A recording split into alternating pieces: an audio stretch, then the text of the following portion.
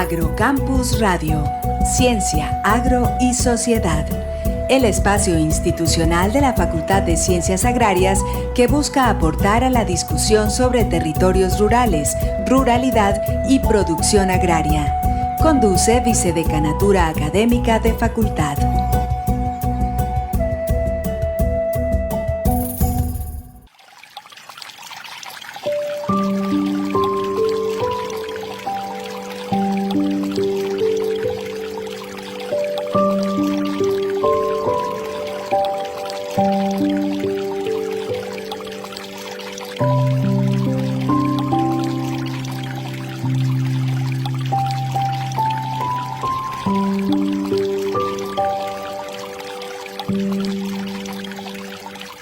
Buenas noches, les damos la bienvenida a su programa Agrocampus Radio, el espacio institucional de la Facultad de Ciencias Agrarias que busca aportar a la discusión sobre la ruralidad, territorios rurales y la producción agraria.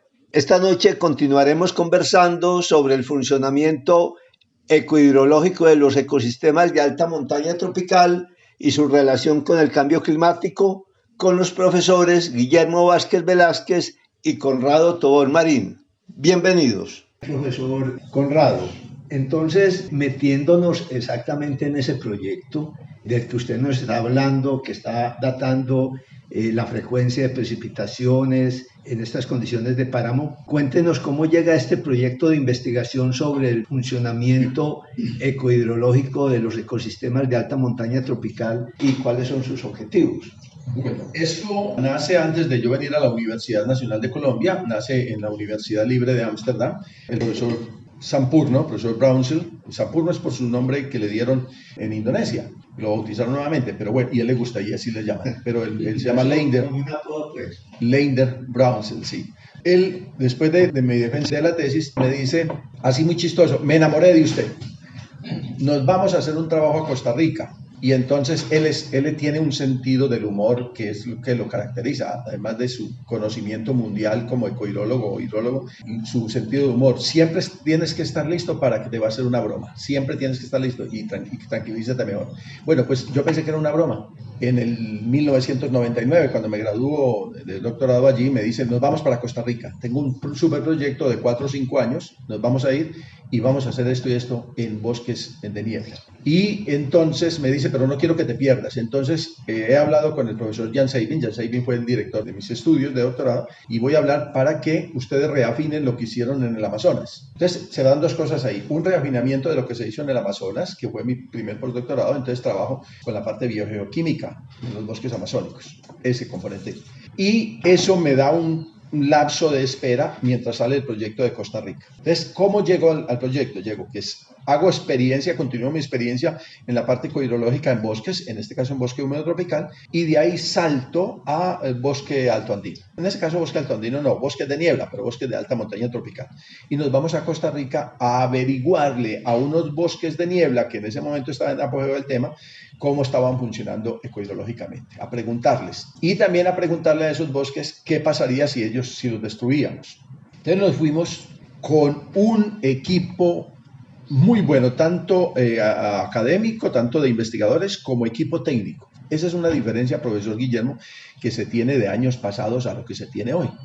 Que es que en años pasados, por ahí en 1980, yo creo que a usted, profesor, le tocó 1990 o algo así, teníamos que medir muchas cosas manuales, un datico diario y esperar que la persona se hiciera la medición. Hoy tenemos equipos supremamente sofisticados que nos miden datos. Por ejemplo, en este momento estamos midiendo en 6 cuencas allá en el páramo de Guantiva, la Rusia. Estamos a más de 400 o 500 kilómetros. Estamos midiendo todas las variables cada minuto y están en mi computador llegando esos datos cada hora. Y eso me dice si hay mediciones erróneas, no hay mediciones erróneas, si los equipos están fallando o algo así. Pero eso no es lo más sofisticado. Estamos midiendo condiciones de aire, estamos midiendo condiciones de ascenso de vapores, descenso de vapores de agua, descenso de elementos particulados. Entonces hay muchas más mediciones a escalas muy detalladas. Y eso nos da una gran ventaja para conocer, para poderle preguntar a los ecosistemas cómo están funcionando. Y en ese orden de día nos fuimos a Costa Rica con un equipo muy sofisticado en ese momento e hicimos mediciones muy sofisticadas allí por 3 años. Ese fue mi primer acercamiento a esos ecosistemas. Vea, profesores, cuando uno llega a un bosque altoandino que a ustedes les ha tocado, uno lo impresiona en varias cosas, pero a mí me impresionó ese aspecto fantasmagórico que tienen los bosques de niebla. Bosques duendes le llaman en la literatura. Duendes, sí. Eso, porque es que uno se mete en ellos y cuando entra la niebla ve una cantidad de duendes, digamos, que son las bromelias y las epífitas creciendo, esos briofitos creciendo, pegados a las ramas a toda parte. Y entonces uno se enamora. Cuando llega la floración de eso es un jardín completo. Y entonces me enamoré de eso. Y alguien me dijo, una posibilidad es que nosotros tenemos bosques de niebla en Colombia, lo primero. Y lo segundo es que tiene unos vecinos que aquí casi no hay, solamente en Talamanca, que es un paramito ahí pequeñito. Pero entonces en Colombia sí hay abundantes. Y entonces me vengo a Colombia con la Universidad Nacional de Colombia y digo, aquí voy a hacer mi trabajo, voy a empezar. Y empezamos con proyectos pequeños, me meto al bosque altoandino, hago un proyecto en bosque seco tropical, me meto en el bosque tropical, bosque altoandino, y doy el paso en el 2008 a los páramos. Y me quedo entre esos dos ambientes. Porque resulta que después me doy cuenta que el señor de arriba difícilmente funciona bien si ese señor de abajo no está, que es a lo que yo le voy ahora. Esos efectos del bosque altoandino, efectos hidrológicos, de la dependencia que tienen los páramos de esos bosques altoandinos. En laderas donde los bosques altoandinos han sido completamente degradados y hay un pastizal allí completamente, el funcionamiento de ese páramo cambia constantemente. Y los anteriores investigadores habían dicho que era porque habían utilizado ese páramo, lo primero, o lo peor, que era porque habían dicho que eran páramos sazonales, o sea que estaban por debajo de los 3.000 metros, como el páramo de Belmira. Lo que nosotros estamos encontrando ahora es que si eso puede tener algún efecto, que lo estamos mirando, lo que sí es claro es que a Belmira le causó un efecto muy claro de que todo desapareció por debajo de él. ¿Y qué pasa? Al ascender las masas de viento ya se secan antes y por ende no llega el agua a esos páramos. Sorprendente. Además de la protección de los páramos que tanto se invoca, lo que se trata es de la protección de todo el cordón montañoso altoandino y que llega hasta los páramos y hasta las nieves perpetuas inclusive. Estamos haciendo en que... bueno. No, porque es que tiene que ver con eso, pues, y aquí de una persona que no, como yo, que no conoce mucho, porque lo que se ha manejado, pues, entre los que no conocemos esto, es la inversa, ¿cierto? Que todo el agua de abajo depende de lo de arriba. Entonces, si los páramos están protegidos, abajo podemos estar tranquilos. Pero lo que ustedes sin contar están diciendo es al contrario, ¿no? Es que había una parte, la mitad de la ecuación no estaba clara. La ecuación que se tenía hasta ese momento en la parte hidrológica, por eso es importante involucrar la eco en la hidrológica, lo que se tenía era que esos ecosistemas de alta montaña producían, y voy a hacer hice con mis dedos una seña de producían, los ecosistemas no producen agua, pero sí hacían una transformación de los ambientes y los procesos para generar una cantidad de caudal. Y entonces la ecuación estaba en el caudal que se generaba. Entonces eso era lo que se medía. Y en esa ecuación le faltaba de que esa agua tenía que ascender, llegar a ese ecosistema por algún medio. Está llegando por el aire. Y si no le llega esa agua por el aire, esa agua por la tierra no va a bajar. Entonces le faltaba la mitad de la ecuación. Esa es la parte de la ecuación que hemos estado tratando de aclarar, de clarificar en ese aspecto. Muy bien, entonces nos cuentan cómo llegan ustedes a esas regiones, pero cómo logran estructurar el proyecto. La financiación, pues en este país no es fácil, los convenios que ustedes tienen con la Universidad de Ámsterdam, el equipo que es internacional, también en otras partes de América, y su relación también con el Imperial College de Londres. Bueno, la idea del proyecto es que nos reunimos algunos ecohidrólogos de América Latina. Estábamos especialmente gente del Perú, gente de Ecuador, de Venezuela y de Colombia. Y pensamos que podíamos hacer algo mancomunadamente. Y entonces empezamos a hacer propuestas mancomunadas en las cuales pudiéramos investigar cómo estaban funcionando ecohidrológicamente estos ecosistemas de alta montaña en detalle en cada país y en la región. En ese momento había mucha gente preparada, me imagino, pero la gente que nos estábamos dando a conocer más era el profesor Bautaer de la Universidad Imperial College y mi persona. Y entonces nos invitan a esas regiones, nos invitan a Venezuela, nos invitan a Ecuador, nos invitan a Bolivia, inclusive a Perú, para una serie de conferencias y para montar proyectos, pero pequeños. Eran ideas de $10,000 o algo así en cada parte. Venezuela también tal vez tendría el más grande en la Universidad de los Andes, pero los demás eran pequeños, y en Colombia. Entonces lo que hicimos fue pensarnos, sentémonos y hablemos sobre el caso. Entonces nos sentamos un año elaboremos un macroproyecto que podamos desarrollar en 20 años. Macroproyecto, ideas macros. Y entonces desarrollamos ideas macros y con esas ideas macros desarrollamos un programa de monitoreo, un protocolo de monitoreo ecohidrológico básico. Y posteriormente lo pusimos avanzado. ¿Qué quiere decir? Que cualquier persona podía hacer mediciones con lo que tuviera, pero también lo pusimos avanzado para que se hicieran con equipos sofisticados. Pues bien, eso fue lo que hicimos en el primer año. Eso lo hice ya en la Universidad Nacional de Colombia, 2005 y 2006. Entonces no había necesidad para ese macroproyecto de pedir que nos dieran 5 millones de euros. No. Podían darnos $20.000, podían darnos $5.000 y empezábamos. Y entonces fuimos buscando, cada uno por su lado, buscando dinero. Y aquí en Colombia, pues, Colciencias en ese momento, hoy Miniciencias, fue un gran aportante para estos proyectos. Me dieron la bienvenida, no me aprobaron una gran cantidad de proyectos. La Comunidad Económica Europea nos aprobó proyectos de más grosso modo, de $2 millones. Lo que pasa es que en los proyectos los distribuyen para los demás países, entonces viene uno manejando 100.000 o 200.000 a lo máximo. Pues bien, entonces lo que se ha hecho es tener esa idea macro para dónde vamos y desglosarla en proyectos específicos. Entonces, de esa manera es que hemos desarrollado un proyecto aquí y un proyecto allá. En este momento llevamos, en este tiempo, 9 páramos investigados, 9 regiones paramunas, ¿cómo se les llama? Sí, no páramos específicos, sino todo un cordón de páramos. Eso tiene un nombre. Sistema paramuno, sí, o algo así. Y con sus bosques altoandinos, donde los hay. Entonces llevamos 9 en diferentes regiones. Hemos hecho en Antioquia, en Caldas, en Cundinamarca, en Valle del Cauca, en el Tolima, en Nariño. Y nos íbamos a meter al Magdalena con Sierra Nevada de Santa Marta y hubo un pequeño inconveniente, un pequeño tropiezo con la comunidad, entonces no se pudo hacer, pero fue una lástima porque realmente ellos sufren de desbalances terribles, sin agua cuando no llueve y con agua que inunda Santa Marta cuando llueve. Entonces es un problema y eso es parte de la región montañosa. Pero por lo demás hemos hecho eso.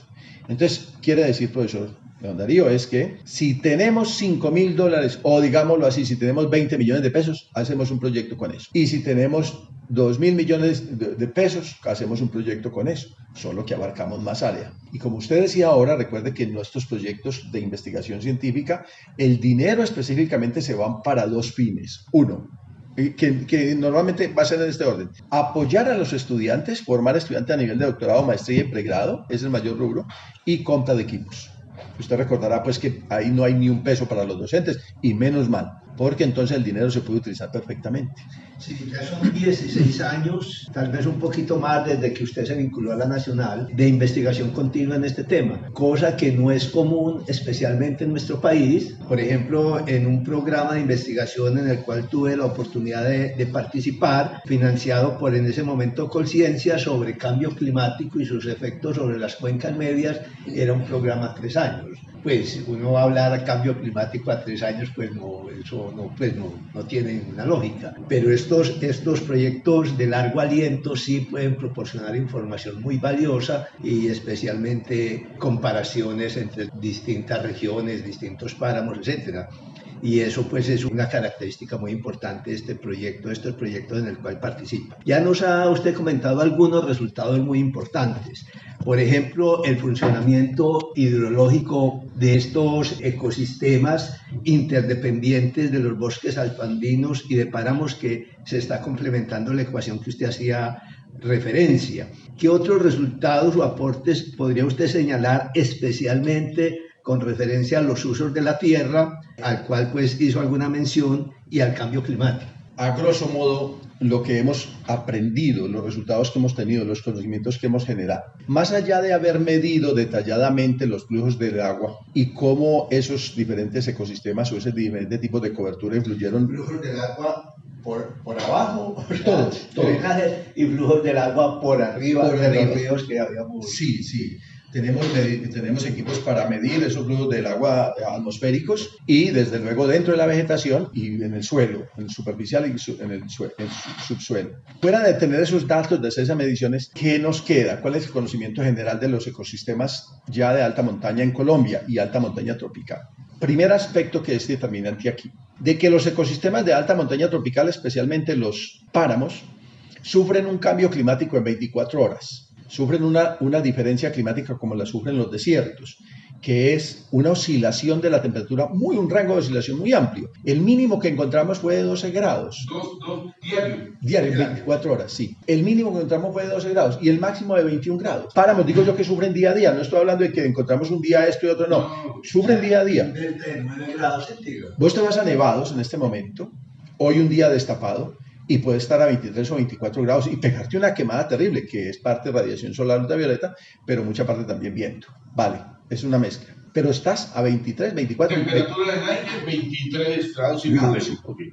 Y te quedas allá porque vas a dormir en las Cisnes, te quedas allá, y a las 2 de la mañana tenés menos 3 o menos 4 grados. La Speletia que está afuera no está dentro de la casa. Ella sufrió a las 2 de la tarde, sufrió los 23 grados, lo sintió y cerró sus estomas. Y a las 2 de la mañana está sintiendo los menos 3, menos 4 grados, menos 8 a veces, muy esporádicamente. Pero más seguido, menos 1, 0, menos 1, menos 2, más seguido, casi todo el año, especialmente en esos meses secos. Y al otro día le encuentra usted radiante, bella, transpirando completamente. Y estoy hablando de la Speletia, pero estoy hablando también de ericáceas, de calamacrostis, de festuca, de toda la vegetación de páramo. Y entonces, ¿y cómo viven estos? Entonces, el primer aspecto que tenemos que meternos los investigadores es un ecosistema que puede soportar esos cambios de temperatura y que desde luego puede soportar eventos fuertes de precipitación y sequías prolongadas hoy registradas de 42 días. ¿Qué efecto le puede causar el cambio climático que va a ser un cambio en 10 años de 0.5 grados o 1.5? Y que eventualmente se vendrán muchas mayores precipitaciones. No estoy dudando de los efectos, estoy preguntando la pregunta es, ¿cuál es la magnitud de esos efectos que le va a hacer sobre esa vegetación? Muy importante. La presencia frecuente de niebla, y ahora sí involucro los bosques altoandinos, la presencia frecuente de vapor de agua en gotitas pequeñas, ascendiendo, suspendidas en el aire, mezclándose con esas bromelias, con esos briofitos, con las ramas, con los árboles, con todo, con los animales, con todo, y dejando agua allí, y de paso bloqueando radiación solar casi del 90% y por ende disminuyendo o obstruyendo completamente evapotranspiración, genera un ambiente hídrico en esos ecosistemas. Aéreo, ese es el chorro de agua que llegan a estos ecosistemas. Es que mientras abajo tenemos un chorro de agua que eventualmente no lo vemos, aquí lo vemos y lo sentimos. Vea, yo he ido con Brownsell, es uno que tiene unas pestañas muy grandes, para mencionar a alguien, pero otros investigadores ya de edad que tienen unas pestañas muy grandes, y muy chistosos porque cada rato tienen que estar limpiándose por la interceptación del agua de la niebla en sus pestañas. En el cabello uno lo hace con mi cabello chuto, pero en pestañas es muy clásico eso. Pues las plantas hacen lo mismo. Entonces, aprendimos eso, en que las plantas aprovechan esos momentos para capturar el agua y de ellas se surten mucho los briofitos para mantenerse allí. Entonces, la presencia de ese sistema fantasmagórico que habla de ¿qué, profesor Guillermo? De duendes. De los duendes, esos duendes toman de esa agua, ese es el agua que beben y los organismos que están en ellos. Pero más que eso, esa interceptación ya la medimos, ahí está saliendo en el libro que ya está listo para salir, está como pan de queso caliente. Entonces, el libro es Ecohidrología de Páramos de Colombia y se abordan 3 aspectos: características y aspectos físicos o biofísicos, ecohidrología y cambio climático. Pues bien, en ese libro entonces estamos dando detalles sobre estos aspectos, pero el punto es que parte de esa agua cae al suelo y surte el agua del suelo. Y entonces es un aporte adicional de agua a estos ecosistemas. Entonces, ¿qué aprendimos? Lo que hicimos fue aislemos un pedazo y no le dejemos entrar niebla y cambia la vegetación. Hay que aislarlo por un año por lo menos para ver efectos claros. Entonces, uno de los aspectos estamos aprendiendo, primero, el efecto de la presencia y frecuencia de niebla, positivo, o por lo menos en convivencia por miles de años, y los efectos de que desaparezca. Cambio climático para los ecosistemas de alta montaña tropical, como los páramos y los bosques altoandinos o bosques de niebla, el efecto de cambio climático fuerte sería que desapareciera esa niebla. Y esa es la tendencia, de que desaparezca esa niebla, con cambios en el clima, con calentamientos por debajo de la zona de páramos, con calentamientos a 2.000 metros o por debajo y entre 2.000 y 3.000 metros. Y eso le va a causar efectos. Eso estamos investigando en este momento, realmente cuáles son los efectos. Los hemos hecho a nivel de vegetación, pero ahora lo estamos haciendo a nivel de suelo también, cómo cambian los suelos. Entonces hemos aislado bancos de suelo, pedones de suelo completamente, para ver qué le está pasando al suelo cuando lo dejamos secar completamente por un tiempo, a ver si él retorna. Recuerde pues que el tercer conocimiento que tengo, para no decir que recuerde, es los suelos. Unos ecosistemas que han estado millones de años allí, desarrollándose en un ambiente frío, pues la mineralización de la materia orgánica es muy pobre, entonces se acumula. Y entonces no es porque esos ecosistemas larguen mucha hojarasca, no, son pobres en el aporte de hojarasca, pero como lo ha hecho paulatinamente durante miles de años, para bajar eso no a millones sino a miles, entonces se ha acumulado esa materia orgánica, no se mineraliza. Y entonces ha formado bancos de perfiles de suelo de 2 metros, 3 metros o de 80 centímetros, va a depender de cada sitio, si está alterado o no también. Entonces, de pura materia orgánica, 46% de carbono, de materia orgánica en el suelo.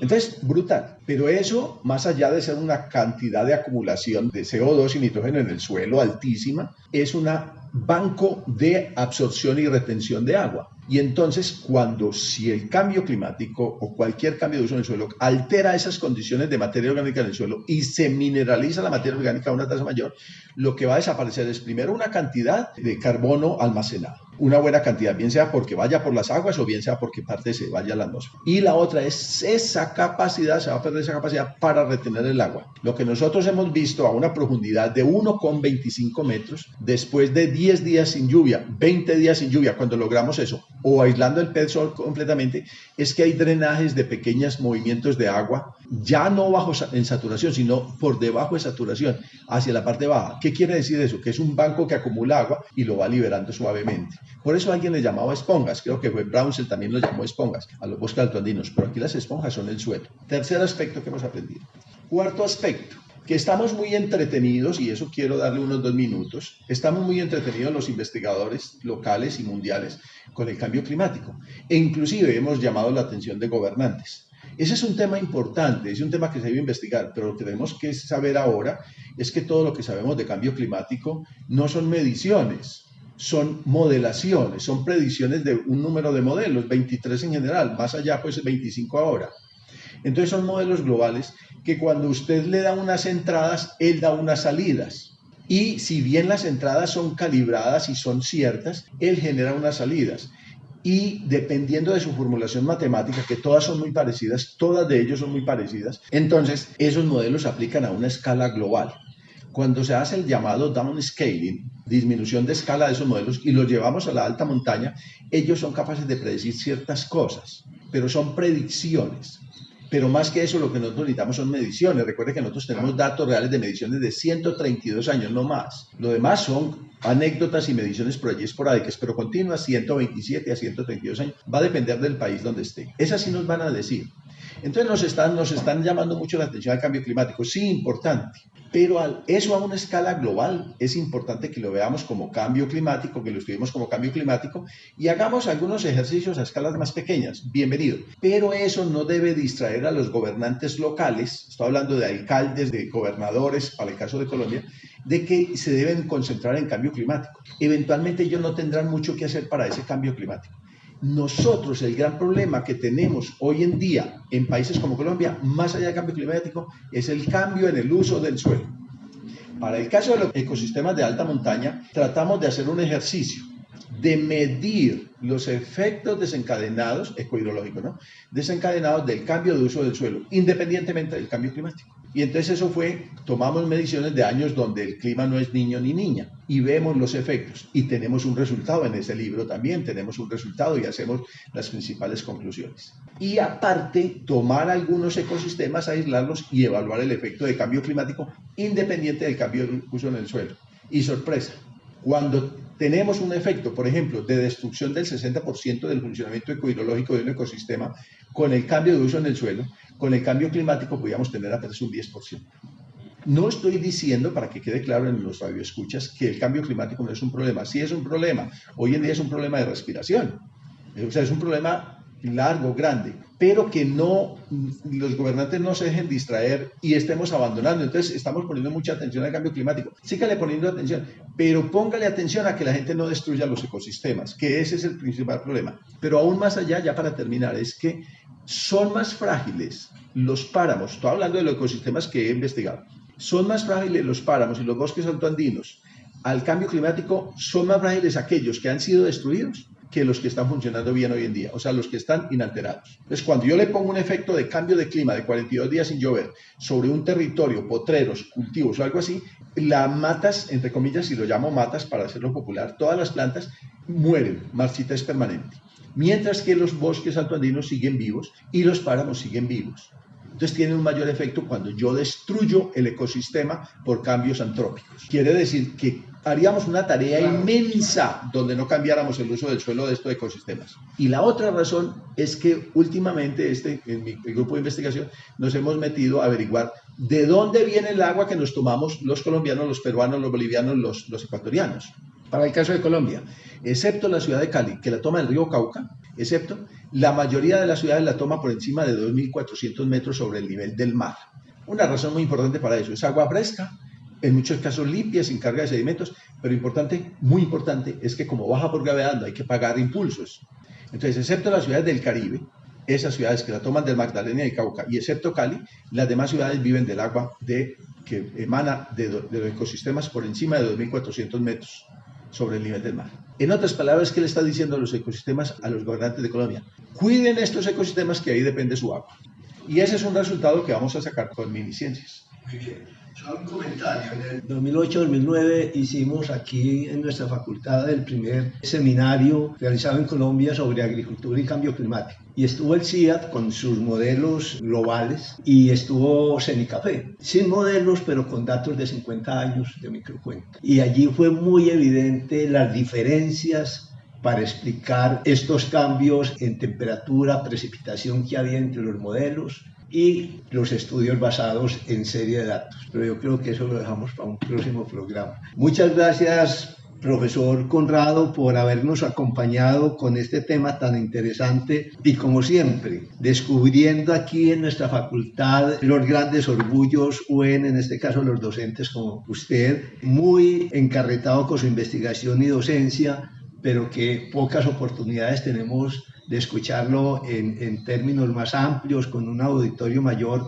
y queda uno sorprendido, pues sorprendido no tanto, pero sí encantado de todo este proceso investigativo y toda su vida académica que lleva hasta ahora. También al profesor Guillermo por haber animado la conversación, pues usted ha tenido varias conferencias sobre el recargue de estos ecosistemas de montaña, no de alta, pero sí de media y baja montaña, a partir de las coberturas vegetales muy interesantes, algunas de ellas están en YouTube. Les dejo entonces para que se despidan de nuestra audiencia y si tienen algún comentario final, bien puedan. Profesor Conrado. Muchas gracias, profesor Darío, por este momento y la oportunidad de expresar conocimientos que uno ha adquirido, los cuales son cambiantes, ¿no?, en el tiempo. Uno lo que espera es que el conocimiento, lo que sea cierto hoy, mañana pueda no serlo, y eso lo espera uno con anhelo, porque eso quiere decir que alguien está investigando más allá. Y mientras permanezca, pues se va a volver un paradigma que son difíciles de alcanzar. Pero el punto de esto es cómo hemos llegado a ese conocimiento. Entonces hay que agradecerle a una gran cantidad de entidades, pues entre ellos la Universidad Nacional de Colombia, que a pesar de su bajo presupuesto siempre tiene algún dinero para apoyarlo a uno. Aquí hay esencialmente un aspecto muy importante en los grupos de investigación, como en el que coordino y en la universidad, y es que ese anhelo y ese deseo que tienen los jóvenes por hacer investigación y hacer parte de grupos de investigación alienta a profesores como mi persona a seguir adelante. Entonces yo quiero expresarle en este programa agradecimientos a todos esos estudiantes de doctorado que han pasado. Profesor Guillermo Vázquez, que es un hombre curioso por la ciencia, solo que la administración ahora lo ha tenido metido en el tema y bien hecho de la decanatura, pero yo sé que va a regresar a la investigación, donde espero verlo porque es un investigador curioso y es donde necesita. Y tiene cosas muy claras. Me gusta escucharle a veces cuando habla de historia. Pero han pasado esos estudiantes, esos estudiantes de doctorado que han pasado, los muchísimos de maestría y los muchísimos de pregrado, y los que están allí trabajando sobre temas. Un profesor, como mi persona, no sería nada sin estos estudiantes. Seríamos una coca vacía completamente. Una carreta de esas que suena mucho, que vacía especialmente. Entonces, si bien nosotros investigamos, lo hacemos a través de esos jóvenes. Entonces, muchas gracias a ellos, a los que nos han sido nuestros donantes. Ahora, por ejemplo, la Fundación Natura Bolivia, Es una fundación que está presta. Nos vamos a ir a hacer una nueva investigación a La Paz, a la región de La Paz y a los bosques chiquitanos. Entonces están alegres con nosotros, con la Universidad Nacional. Y entonces no tienen dudas de decir, aquí tienen 20.000, aquí tienen $50.000 y traigan de allá y déjenos conocimiento acá. Entonces, entidades como esas han hecho posible todo este trabajo. Y la Universidad Nacional, desde luego, con el apoyo, porque lo mantiene a uno seguro en lo que uno está haciendo. Muchas gracias, profesor León Darío, y muchas gracias, profesor Guillermo Vázquez. Uno pudiera, profesor León Darío, quedarse hablando horas con Conrado y aprendiendo de tanta cosa que él investiga, conoce, las interacciones que tiene con otros mundos, otras comunidades científicas. Yo agradezco mucho esa conversación, esperemos tenerlo en otro programa cuando usted bien tenga, porque nos faltó hablar de algo muy importante. Él tocó puntos y es en la formación de talento humano, porque eso es lo que finalmente le queda a una institución como la universidad y como la Facultad de Ciencias Agrarias. Muchas gracias, profesor Conrado. Y al país, claro. Gracias, profesor Conrado y profesor León Darío, y buenas noches para todos.